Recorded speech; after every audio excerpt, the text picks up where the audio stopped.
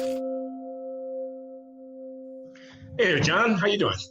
Hey, Glenn. What's up? Oh, man, we are Glenn Loury, Brown University, John McWhorter, Columbia University, the black guys at bloggingheads.tv. We still are. We're back. We're still black. We're still at bloggingheads.tv, the Glenn and John show. It's been a while, John. It's been a little while, but I think there's some stuff that we can talk about. And so, okay. So how would you like to proceed? In the news, of course, dominating the news these days is the fact that the House of Representatives has launched an inquiry into impeaching the President of the United States for his alleged abuse of office in connection with dealings with the government of Ukraine and his effort to, according to the allegation, use the power of his offices inappropriately for his own political benefit, to wit, threatening to withhold military aid to the Ukrainian government on the condition that they help him get dirt on his potential political opponent, Joe Biden. Everybody knows about this. Washington is all aflutter. I don't know if anybody's doing anything else down there. Certainly not in the House of Representatives, certainly not Representative Adam Schiff and the House Intelligence Committee, where this investigation is concentrated. So there's that. Mm-hmm. Yeah, there is that. And, you know, it's the kind of thing that we've discussed before that I see in this. It's a lot of people seem to think that what Trump did is he knew that no matter what he did, his supporters would stick with him. And so he did something that's transparently against the rules and not for the better of the country, i.e. soliciting a foreign power to help him, get reelected.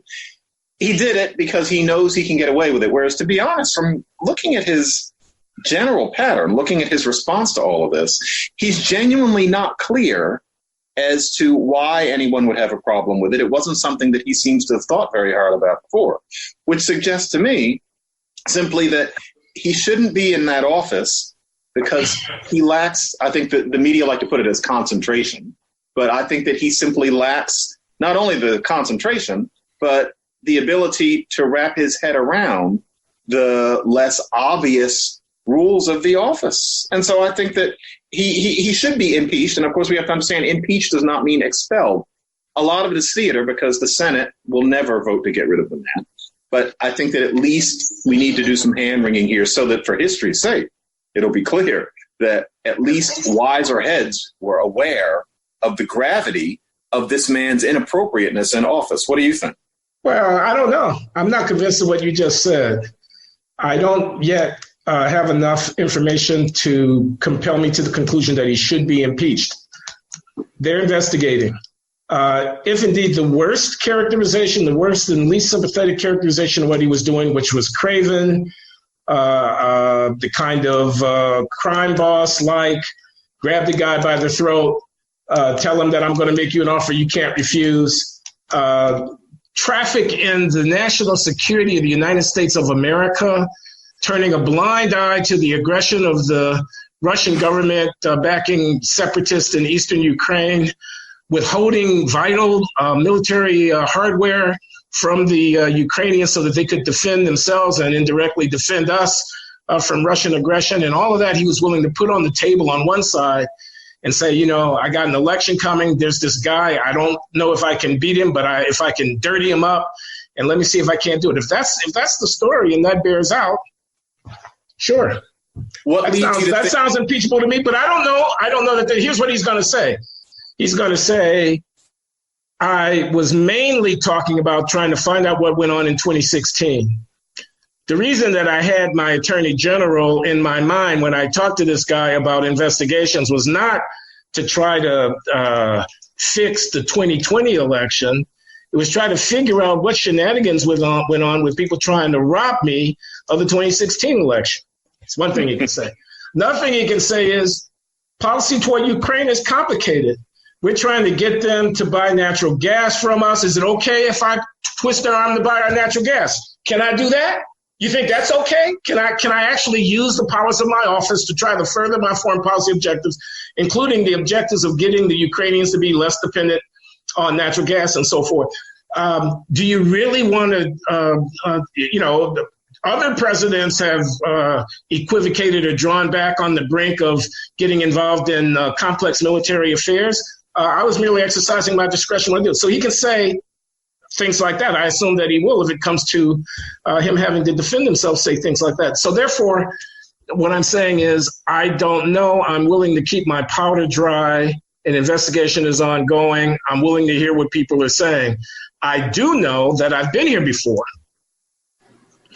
I was here before for 2 years after the man was elected, during which the accusation that he was a traitor to the country in the pocket of the Russian dictator and basically had collaborated with a foreign power hostile to U.S. interests in order to fix the 2016 election. I do know that we've been here before, and I know what that came to. So I'm not allowing myself to be stampeded by all of the hysteria and the hoopla. So that's one point I make. I make another point. I know you want to respond, but let me just say this briefly. Here we are. It is October of 2019. There's an election scheduled for November of 2020.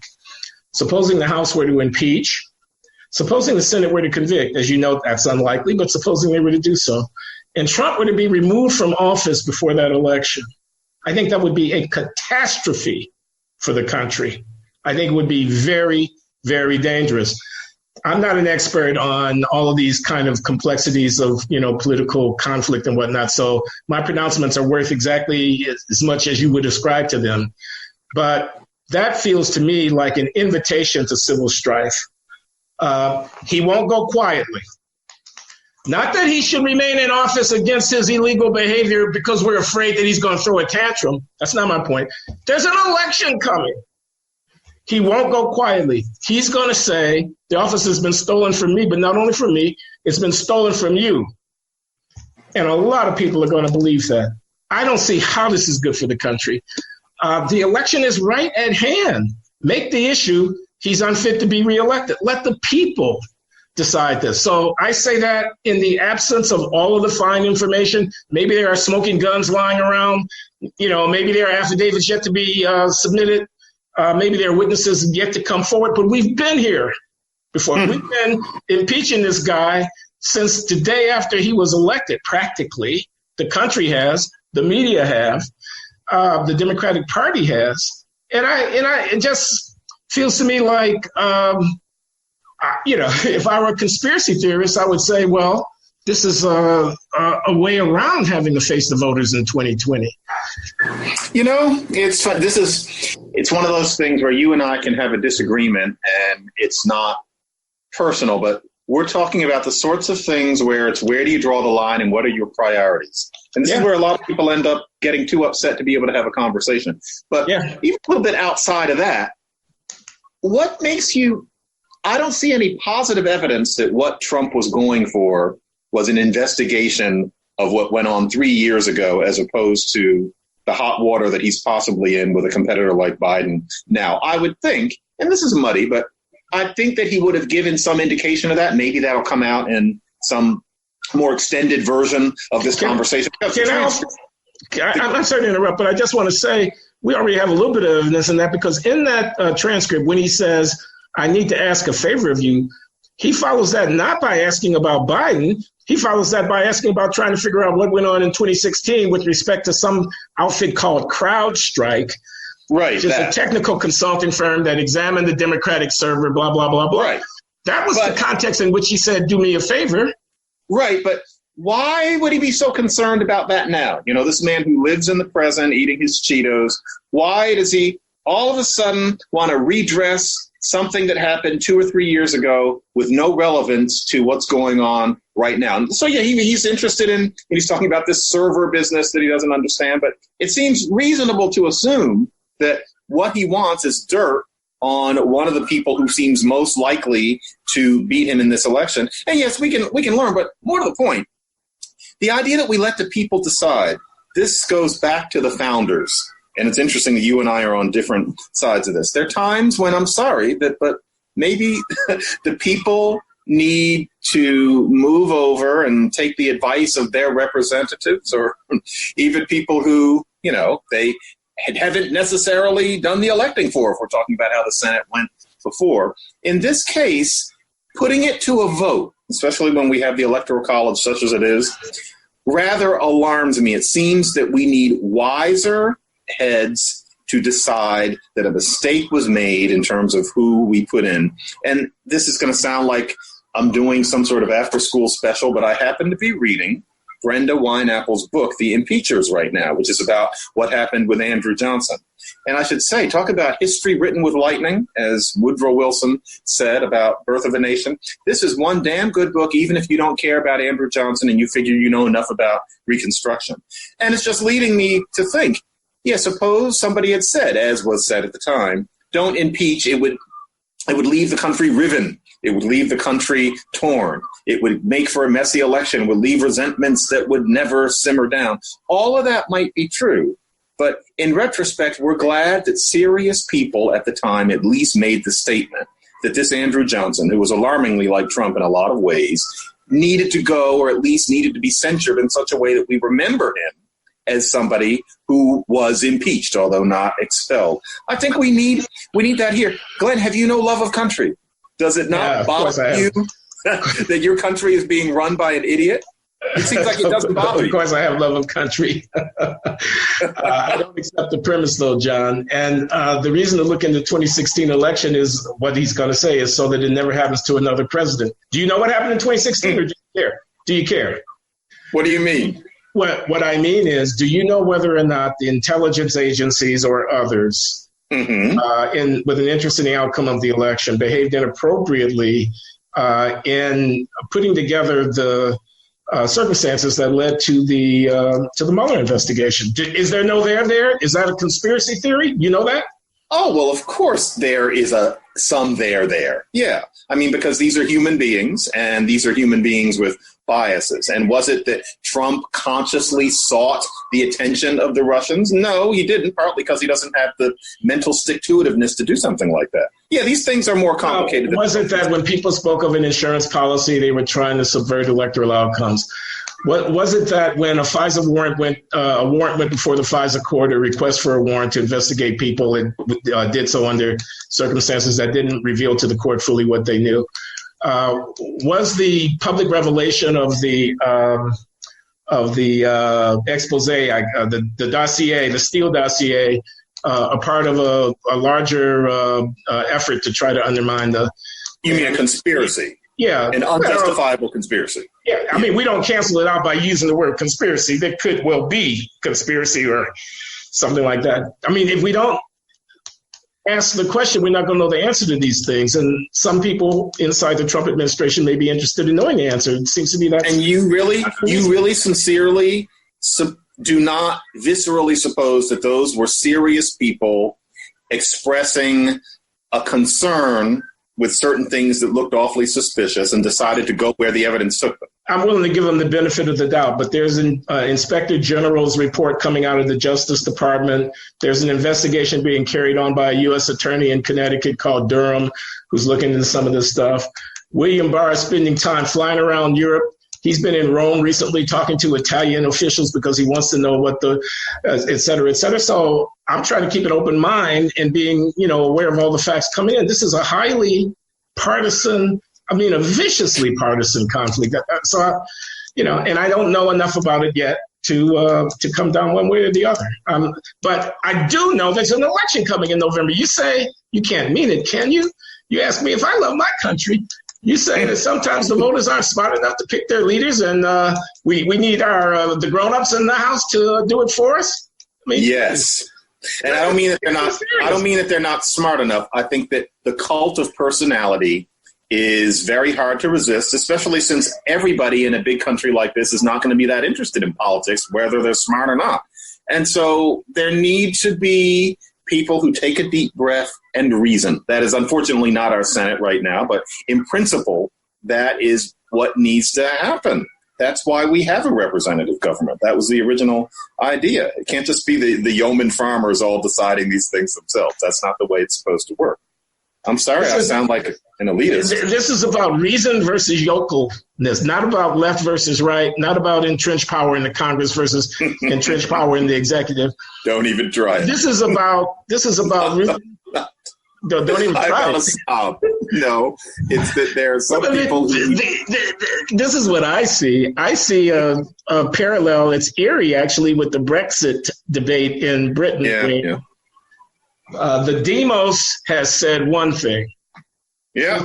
Filtered through the Electoral College.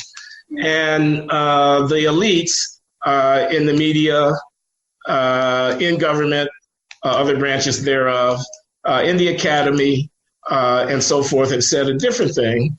And the elites are using what resources they can muster to try to well, Glenn, that is true to the extent that you have a Brexit situation where the people where they're the fewest immigrants tend to be the ones who are most in favor of this new move that's unwise in so many ways. And so there's a certain kind of visceral xenophobia. And you and I have talked about how this idea of spraying for xenophobia everywhere we go and pretending there'll ever be a world completely without it is ridiculous. But in the case of Trump's fan base, it's clear that a part of it, not all of it, but a part of it is due to a way of thinking about the other. Which, now, what we think is that... Not clear to me, John. Wait a minute. What a lot of these people think about the other is not utterly senseless. There are certain stereotypes they formed where, frankly, almost any human being would. However, I think that the data is clear that there is an element of, we want our country back. Who are all of these Mexicans? Too much aid for the blacks. That's not to say that everybody who loves Trump is a racist. That's very sloppy thinking. But it's just an element in the brew. And it's enough of an element that I do think to myself, to an extent, going with his fan base to decide whether or not he should stay is not what America was supposed to be all about. And I thought you said these people were smart. Their answer to you don't have a country if you don't have a border is you're a racist. That's smart. That's smart. No. I don't think that's smart. It sounded like that's just what you just said, John. Their answer to, I'm not paying any reparations to black people. You must be kidding. The year is 2019. Slavery ended in 1863. Their answer to that is, you're a racist. Their answer to, Michael Brown was a thug, not a boy on his way to college who was gunned down for no good reason by Darren Wilson. And you all started a race riot over that. And I'm voting against that. The next chance I get and every chance after that, their answer to, I'm standing with the cops. You give me a choice to stand with the cops or to stand with the gangs? I'm standing with the cops, is you're a racist. Now, who's stupid? The guy who says to those people, I'm on your side, the cops are okay, we're going to secure the border, and we ain't paying no reparations. Or the guy who flies around the country and gets on television and MSNBC and CNN and wags his finger in the face of 60 or 50 or 45% of America. Which one is stupid? All right. We're sitting here doing David Brooks's column from the other day. I know what you mean. And I know that this Trump voter is not the utter repulsive troglodyte on these issues that somebody like Jamel Bowie thinks. I agree with you on that. But if a person is going to be so turned on by Trump's honesty on those issues that they don't mind that he could get us in a war with Korea, that he's trying to sell us out to other nations, that he doesn't concentrate on the nuts and bolts of his job, that he really seems asleep at the switch in a great many ways. If they prioritize him seeming like your honest talking, slightly bigoted uncle, you're gonna give him his vote for that because of the way he does a rally, over the fact that he has no business running anything, I'd like to see there be a degree of override of that. As in, I think that others need to decide what the priorities are going to be. Maybe they'll decide that Trump's incompetence and sleepiness is not as important as we think. Apparently, Ronald Reagan wasn't much different during his second term, and yet nobody was trying to chase him out of Washington, D.C. But these things need to be thought about. And by Reagan, folks, I'm not calling... Reagan a racist. I'm talking about his lack of attention. Okay, so let's retire the racism word. I'm glad that you've retreated from that position. I appreciate it. But let's talk about, I don't know, I was in Birmingham, Alabama a few months ago at Samford University, which I had never heard of, because I was invited to a conference. It's a long story. I won't go into the details. Samford University is a Baptist affiliated university. It's well endowed. It's got thousands of students. It's got a competent faculty. It's a real university. I don't know where it would rank in the pantheon. They got a law school there. It's a real place. And I was down there for a conference, and, in the breaks and around, and I'm talking to people. Now, we tried not to talk explicitly about politics, because I did, after all, get off of a plane from Providence, Rhode Island, and they had to presume that I was not a Trump voter. And I reckon that most of them, especially at a religious affiliated university, were Trump voters. You knew where you were. Yeah. I listened to them. I listened to them talk about abortion. I listened to him talk about the Supreme Court. I listened to him talk about immigration. I listened to him talk about the economy. I listened. Race was one of the themes, and there was some contention, to be sure, but people were of goodwill. They were trying to have a productive conversation. Nobody got called any name out of their name, anything like that. They live in a different world than the world that you and I live in, man. It's a different country out there. For example, they actually believe that Jesus is Lord. I mean, they take it seriously. They say their grace before they eat their meal, not as a public pronouncement, as a private expression of faith. That's who they are. They are military, pro-military. They are basically pro-law enforcement and whatnot like that. This was a university, so in Birmingham, Alabama, it was probably amongst the more liberal leaning outposts, relative to a typical voter on the street. But they were, they had complex views about affirmative action and about some of the racial issues and stuff like that. I wouldn't write them off as yokels. I would say there's a cultural conflict or clash between ways of living and ways of seeing across different regions and areas of the country. And the people who are on the, quote, Trump side of that line, who like that Brett Kavanaugh is on the U.S. Supreme Court, who are not all that happy about Planned Parenthood opening up a clinic around the corner from where they live and so forth and so on, have been feeling abused for a long time. And now they have a champion. They're not dumb for that. They're making a different call. They're making a different call about, and there's no doubt that Obama was more elegant, more articulate, more sophisticated, better read, if you will, smarter, quote unquote, although I'm not entirely sure about that because it depends on what you mean by smart. But in any case, let me stipulate it. Smarter than this guy, Donald Trump.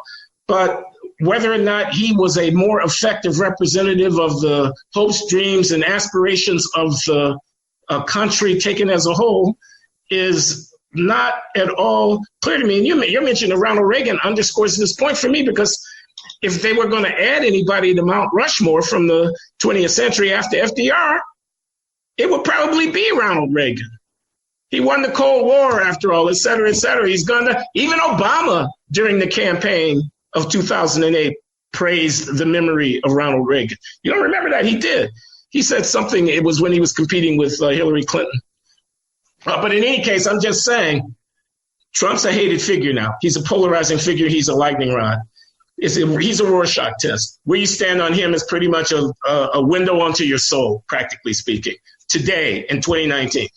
The economy is going well. We are not at war with Korea. A lot of things are actually looking up for the country. It's not out of the possibility of reason that should he survive, be reelected, and bring on in the second term a reasonable set of policies. I don't know what, around healthcare. I don't know what, around the military and U.S. foreign engagement. I don't know what, around infrastructure, around every. Of course, there's always going to be left-right debate. There are liberals and conservatives in the country. But Glenn, this will still be a successful president. Where does the Democratic Party stand on trade deals with China? Do you know? Mm-mm. What's their infrastructure plan? And this is not a test. I'm not trying to embarrass you. My point is they haven't told us. Glenn, Because they're too busy trying to discredit the guy whom the American people put in that office. And for my money, the best way of doing that is to get him voted out of that office. There's an election in 13 months. But there's a complication, Glenn. I understand everything you're saying. You're making an important point about these quote unquote yokels. I have known people exactly like the ones you're talking about. There are more of them than there are of us, frankly. I have dated that sort of world. I have given talks in that sort of world. I have been good friends with people of that world. I know exactly what you mean. And they have views about, the abortion and the military and even race, conduct, all sorts of things that are different from what you're used to at Brown and I'm used to on the Upper West Side. And I do not see those people as parochial yokels. I mean, there are yokels in Rhode Island, there are yokels in Alabama. But no, I get what you mean. And I can break bread with people like that. And I'm always thinking to myself, anybody who thinks that just because everybody at this table voted for Trump or just because everybody at this table is against abortion, that they're idiots, is a bigot. I mean, the kind of view that you and I hear people around us expressing about people like that, it's a kind of bigotry. And I completely agree. But that kind of person is tired of being looked down on by people like us. And that kind of resentment is part of what they like about Trump. They like that he's somebody who's kind of standing up for them. But again, though, Glenn, this is the thing. That is not a good reason under any view, quite objectively. That is not a good reason to keep this man in office when there's an argument that he's incompetent. And notice, I didn't say anything about him being a bigot. I have written everywhere about how that aspect of him doesn't surprise me, and I'm not always sure why we think about it so much, except that he perhaps could be considered to be stirring some of it up, but I'm not sure how different it would be if he weren't there. It's not his racism. It's that he's a boob. It's that that person shouldn't be running the country. And I think that if these resentments of our elitism are going to be part of why people say, let's keep him in anyway, Donald's going to be Donald, as if that means anything. That's the sort of thing that senators were supposed to be for. Override that kind of visceral passion, even if it's understandable, and get rid of this person who can't even focus on the details of his job. Glenn, I want to ask you, you read his tweets. Do you really read those tweets of his and think, this is the man who was elected and we have to accept it and let's have the people vote him out? Whereas those tweets, to a lot of the people we're talking about, and they are not yokels, but to a lot of people we're talking about, they cheer on those tweets as a sort of WWF sport. Those tweets reveal Donald Trump not just as impolite, but as an undisciplined fool. That man shouldn't be in the White House. You really think that it's okay that he's in there just because our voting procedures got him there by a hair? You really think that's okay? So the answer I have to give, the honest answer is yes, I think it's okay. I think that's the people's call. That's not the pundits' call. But I will, having said that, because I'm standing on democracy now, and I'm saying vote him out of office. If he's as bad as you say he is, that should not be that tough. I'm not actually, however, disputing the core of your claim.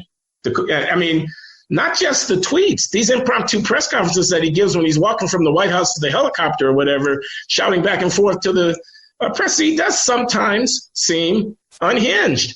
This business about, China go investigate. To me, that was very clear what that was. It was, y'all say I broke the law by doing this. Well, let me do it in public again because I did break the law. It's within the prerogatives of my job. And whatever the legal logic chopping might be about that question, how could it possibly have been wise or prudent to do that? A boob is going to get us into war with North Korea? I don't know.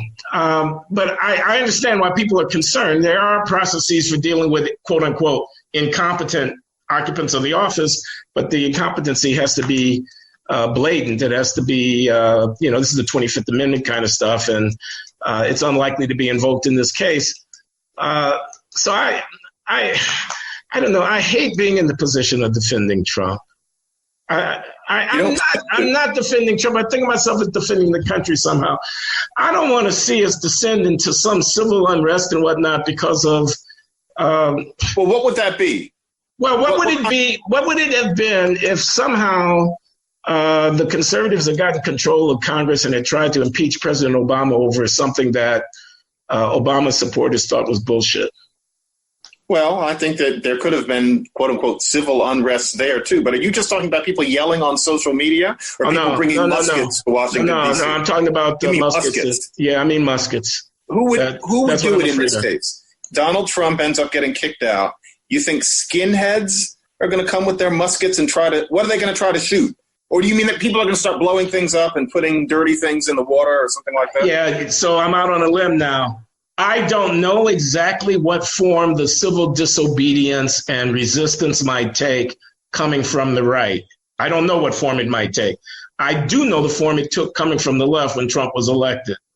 And there were many manifestations of it across a lot of different, from the press, from the entertainment industry, from... I'm genuinely losing your thread. What do you mean? What happened? What are you referring to? I'm referring to people saying, not my president. And its ilk in getting in the streets and protesting, women's march and stuff like that. Small Antifa, stuff like that. Small potatoes. The right wingers in this country are well armed. Okay. You have never heard me downplay the threat that comes from the extreme right in terms of violence and whatnot, even though I often go against the left wing narrative, because it's a real threat.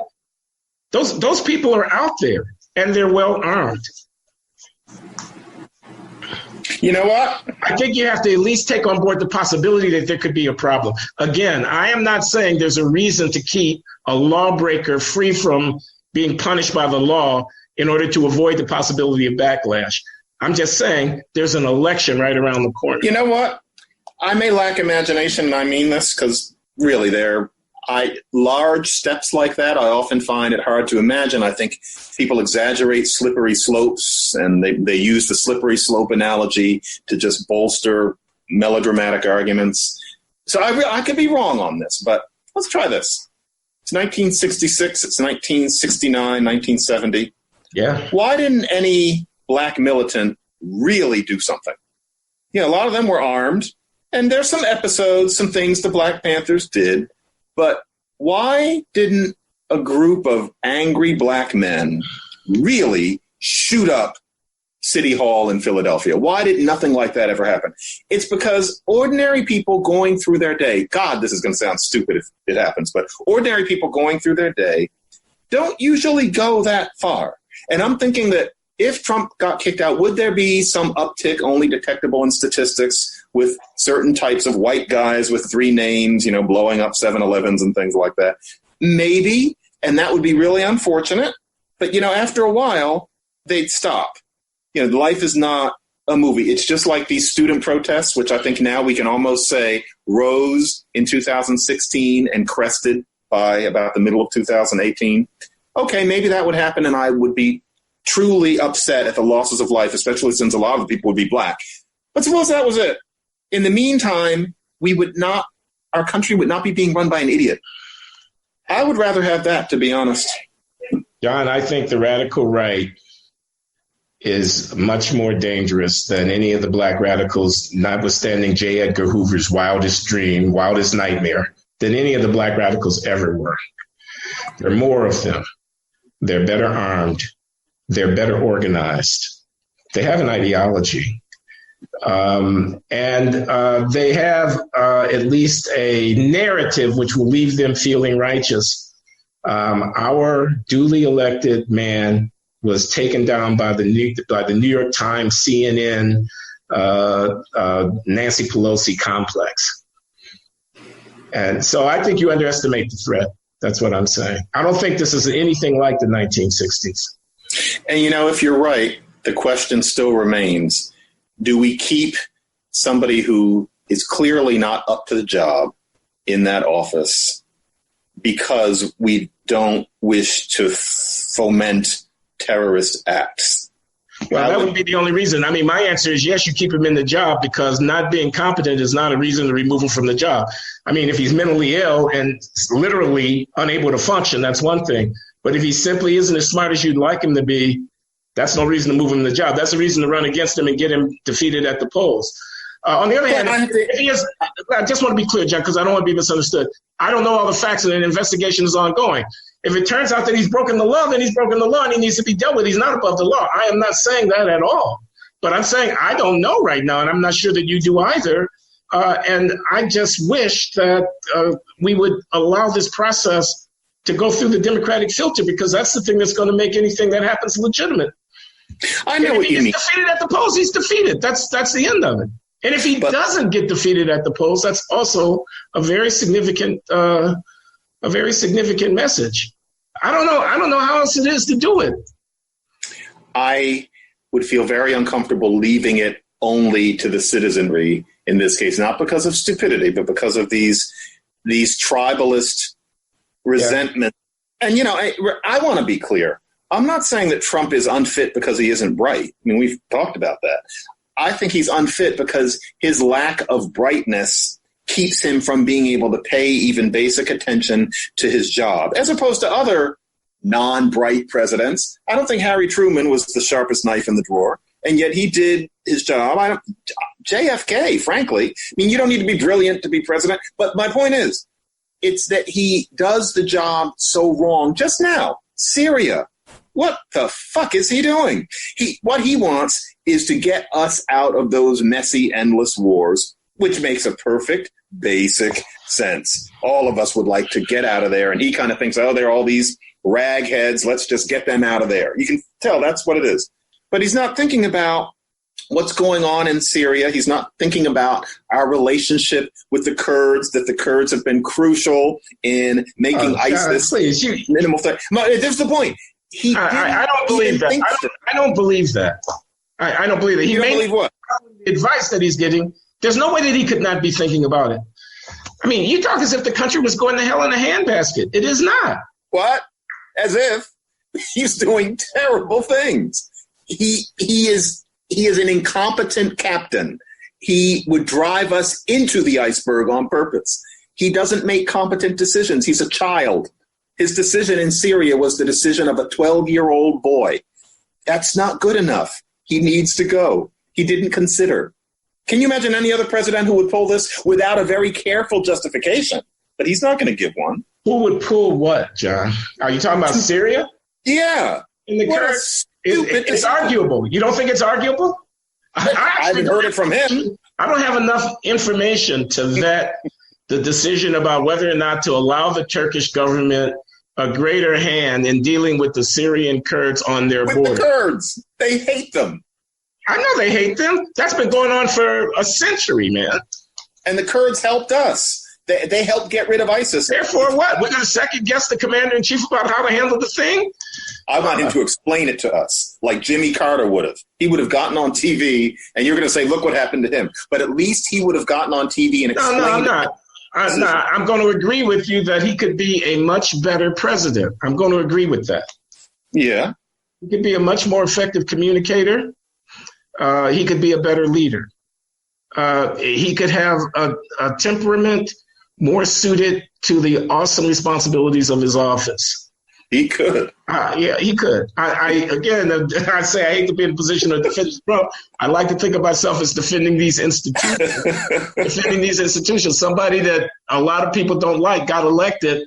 My answer to that is get him out by going to the ballot box and voting him out of office. Don't have one trumped up, quote unquote, after another scandal. Like I said, we've been here before. Deja vu all over again. Now, maybe I'll wake up tomorrow morning or the next day and it will all be clear and the scales will fall from my eyes and I'll get right behind you in line, getting the criminal president out of office. But I don't see it right now. Nor do I see that his, quote, incompetence, close quote, has been so bad for the country. There's stuff that people can disagree about. What about the Supreme Court? A lot of people think that's the greatest thing since sliced bread. Those people that I saw down there in Birmingham are very, very happy at the prospect that Donald J. Trump will make yet another appointment to the U.S. Supreme Court in keeping with their values. Is he a bad president because he wants to put the wrong people on the federal courts, the ones that you don't want to be on the federal courts? That makes him a bad president? See, that's where you have to exercise the Zen-like mental exercise not to, go off. Because I know what I'm see that you're tempted. But I won't go there. No, if you don't believe in abortion, and, frankly, the whole abortion thing, I am extremely pro-choice, but a lot of people who aren't really need to work harder on putting themselves in the minds. Okay, I'm going to give a little TMI here. I have reason to believe that a good long time ago, I probably left a child in a person who interrupted that child's life. She never quite told me, and I didn't know, I didn't register it at the time. But when I look back, I realized that's what she was saying. And I must admit that even, blue America, New York City, intellectual, whatever, pro-choice me always thinks that something was killed. To look down on people who are pro-life is not to be, say, a parent, and to find that your wife is pregnant earlier than you expected. And you realize you're not going to just instantly decide to, quote unquote, get rid of it. That is not what happened to me. But no, I fully get it. But then on the other hand, let's try this. The people who are really in favor of those justices, largely because of that one very narrow issue, it's often just that. That's not it. That needs to be tempered, because I know how those people feel and they're tired of being looked down on. But if your idea is that the defining feature of who should be on the Supreme Court should be how that person feels about whether or not you should kill a baby and at what time, frankly, that thing in them is somewhat unsophisticated and needs to be tempered by somebody who's looking at the issue with broader horizons. And it is not Trump. Trump doesn't give a damn about abortion either way. He just knows who his supporters are, and so he does what he's told. Once again, that's not a sophisticated chief executive. That's a sock puppet. It makes me uncomfortable. And I know that the attack on someone like Brett Kavanaugh that came from the left doesn't make you uncomfortable because you agree with it 100%. It's because he lied. That's what I'm talking about. Abortion. Yeah. You think he lied about something that happened decades and decades ago, et cetera, et cetera. I saw character assassination and a mob mentality trying to lynch this guy. That's what I saw. Do you still believe that with the new further evidence, the new book about him? Doesn't it suggest that he lied? I'm not going to say again that I just know it, but it suggests that he lied. No, I don't care about. No, I'm not going there with you, man. As far as I can see, it was one unverified allegation after another. The most recent one, the woman who was supposed to have been offended said she didn't even remember the incident having occurred. The New York Times never should have run with that, in my opinion. And the man has already been confirmed to the U.S. Supreme Court. You've got presidential candidates running around talking about impeaching him on the basis of some BS about what he did when he was a freshman at Yale. I mean, I agree with you there. For which there's no evidence.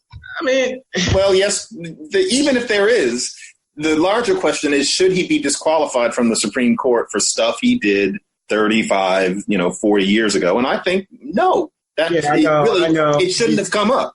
But once it did come up, that deserves to be underscored. You did take that position that, even if he did it, it shouldn't have been disqualifying, but that lying was disqualifying.